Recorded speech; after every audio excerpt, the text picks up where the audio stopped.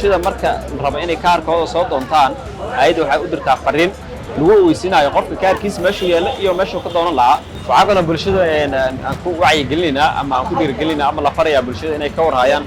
taleefanadooda ismiska hay'adda badanaa fariimaheeda muhiimka waxay ku dirtaa ismis marka kaarar badan ayaa daabacan oo xarumaha yeelo dadkoodana aan la haynin fariimahan hay'addu waa la diri wax soo gaaray ma lahan dadka marka waxaa la farayaa bulshada in ay doontaan kaararkooda xarumahan ay tagaan taleefanadooda ay ka warqabaan hadduu ilaahay insha Allah maanta waxaan u soo baxnay inaan ka jawaabno caqabadaha haysta bulshada ee ka haysta helitaanka kaarka sidoo kale intana waxaan ogaanay inaysan dadka ku baraarugsaneyn ama aysan fahansanayn in haddii ay shahaadadooda haystaan iyo haddii ay kaarkooda haystaan inay isku mid tahay dhammaan uu xalinayo wax kasta oo kaarka u xalin lahaa